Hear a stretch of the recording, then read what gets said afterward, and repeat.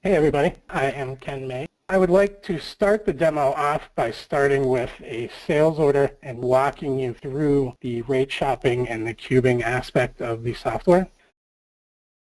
It's a lot more to rate shop an order than just accurately knowing your product weights at this point. Now we need to know the dimensions of the boxes that are shipping, how many boxes are shipping, along with accurate weights of those products. So with our rate shopping feature, you're going to be able to get all that information accurately. Also with our address validation, you're going to be able to know that you're shipping to the correct address and that all that information is as accurate as possible. There are different structures for whether we're shipping to business addresses or residential addresses. So here we're taking a look at a typical standard NAV sales order. This product is shipping to me in tropical Pittsburgh, Pennsylvania. We look at our address information here. We can see that I currently have this scheduled to go via FedEx ground. And we have a couple items, some chains and a chain front wheel on our order, 25 of each. But me as a customer service rep, I really don't know how my warehouse is going to end up packing that, how they're going to ship that.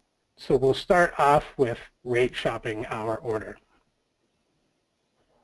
So when we rate shop the order, our address validation is going to kick in and run automatically. So we can see on the General tab that my address is in the standard format, so everything's been converted to uppercase. It's going to remove any unnecessary characters for you. We're also going to get a more accurate postal code, and this is a business address, but if it were residential, that residential flag will get checked for us. So we'll get to the actual rate shop screen in a minute, but first I'd like to take you and show you what actually happened as far as cubing goes. So aside from just doing an address validation, we've also run this order through a cubing engine. That cubing engine is going to take a look at all the products on my order, what the dimensions of those products are, and what the dimensions are of the possible boxes I can ship with, and it's going to come up with the most economical way for me to ship this order. So if we take a look at the cubing result page, we see that this cubing results for our sales order. And you can see that not only do we get a lot of information, but it's also a very visual page. So we can visually see a picture of how we should pack our product into the shippers that it's defined for us. So if we start looking at the screen, I'd like to start off with the General tab. So aside from some ancillary request number information and total number of units on our shipment, one of the big things that it's going to do for us is it's going to make a container decision for us. So we have 3 different possible container decisions that the cubing engine can use. For this particular order, it went with the fewest boxes. So with fewest boxes, obviously it's going to try to pack your products in the fewest number of boxes that you have. There's also a couple other decisions that it could make. It could go with the smallest volume. So what that actually means is it's going to try and get you the smallest number of unutilized volume in your shippers. So if you could ship with 1 box, but you would only utilize 60% of that box, but instead you could ship with 2 boxes and use maybe 95% of those boxes, it might go with the smallest volume. It could also decide the lightest weight for us, so it would try to keep the weight of each box to a minimum, which could potentially get us cheaper costs on the shipping side of things. So what the engine's actually doing is it's going to check each one of these possible decisions and run that against our carriers to come up with the cheapest shipping option for us. In this case, it went with the fewest number of boxes. So on the container tab, we're going to actually see how we should pack the shipment now. So our container number is going to be the shipping box that the engine feels you should use. So we can load all of those shipping containers that you use into the system. We'll load it along with dimensions of the box. We can also load the usable or inner dimensions of the box, the maximum weight allowed in the box, and the maximum volume allowed in the box. So that really gets us to be able to analyze really well what we need to put in the box and how.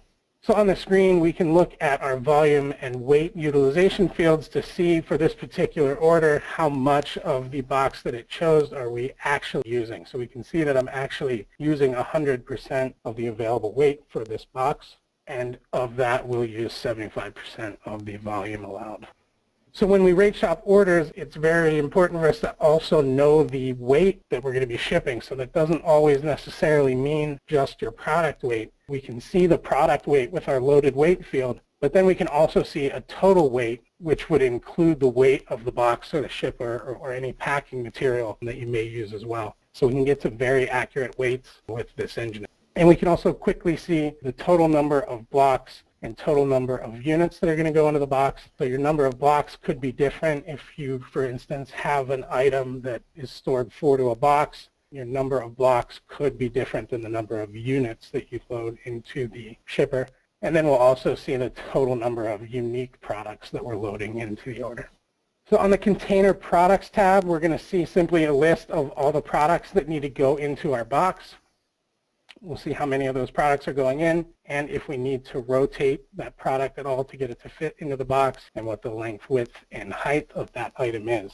We're also going to have an unloaded product, so you may have instances where you haven't loaded dimensions for a particular item, or you have just special cases where particular items aren't going to fit in any of your normal shippers. So this tab would get you a visual to see if there were any products that they couldn't load into your standard shippers. And that way you would know if you need to quote something separately or maybe adjust the shippers that you use in the system.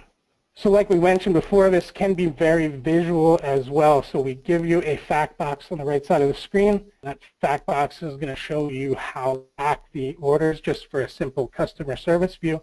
But we also have a number of reports that can be used very well in the warehouse so that we know that your people shipping the orders are going to pack the product the way that they need to pack it. So we have a diagram detail report, which is going to give you information like the fact box, just in a little more detail. So the diagram detail report is going to give you information of the finished picture of what the box should look like. We can see the total volume in the box, what the box should weigh, and we'll get a little legend so we know A1 in this instance means product number 1310. B1 would mean product number 1320, so we can decipher the diagram and know what product to put where. To take our diagram detail report to the next level, we also have a load plan report. The load plan report is going to give your shipping staff really a step-by-step instruction manual on how to most economically pack these boxes. So the images and the instructions are going to guide them from start to finish on how exactly to pack the box to make sure we get to the result that we need. So it's going to give us step-by-step with a picture and instructions on exactly the position to put your product. As you can see, it will go step by step by step all of the way through packing the box.